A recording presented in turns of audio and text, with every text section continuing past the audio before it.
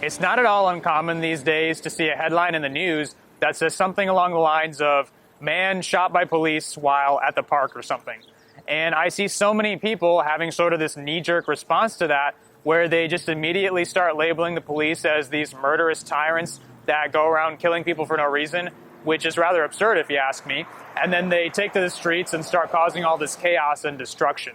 But I see so few people stopping and thinking about that first and admitting to themselves, at a very minimum, that they weren't even there to begin with, so they don't even have any idea what happened.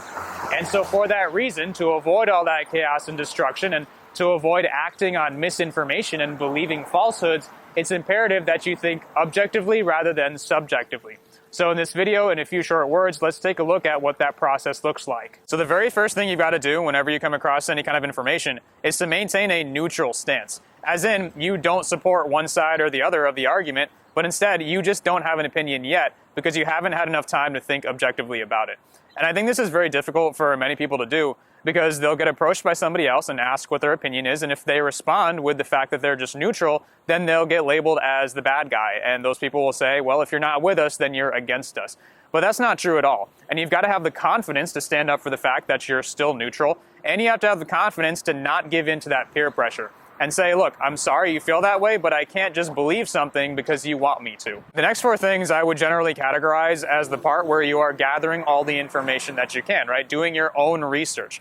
And the first part of this is to question the credibility of your sources. So just because you read something in one news article, that doesn't just make it 100% correct, because you never know what agenda that person might have. Not only could they have the wrong information, but they could also harbor some kind of animosity towards the person they're writing about, and that might sway their opinion.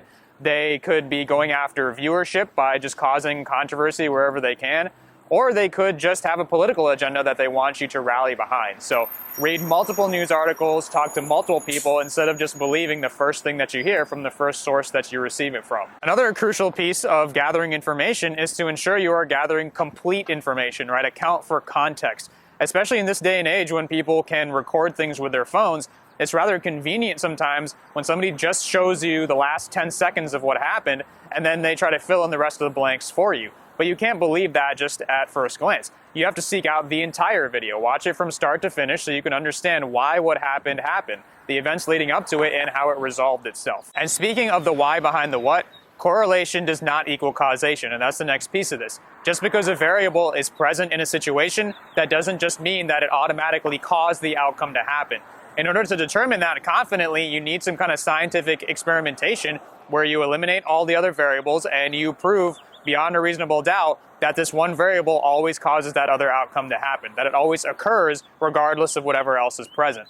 And you need repeated trials and you need a lot of research, and a lot of people are very quick to just forego all that and just point to that one variable and say, no, it is definitively what caused this to happen. So for example, with something like what I talked about in the beginning, if there was, say, a difference in ethnicities of the people involved, then a lot of people will look at that and say, okay, that guy's obviously a racist, and that's why what happened happened.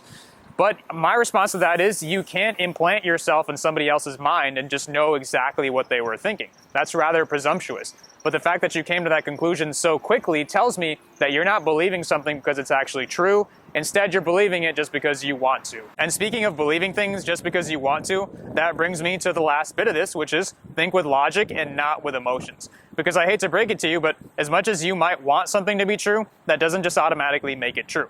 But if you think with emotions, then you're not going to be able to make that distinction.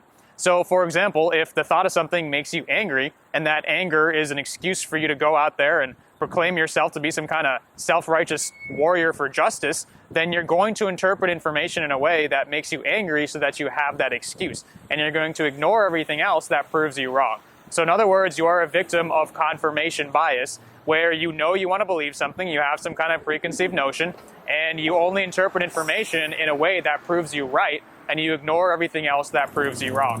Whereas if you think with logic, then you will consider everything, and you will more likely end up believing something that's actually true, instead of just believing something that you want to be true, which could very well be false. So now that you've thought objectively about the information that you've come across, you can formulate an opinion, and you can be confident that that opinion is rational and fact-based.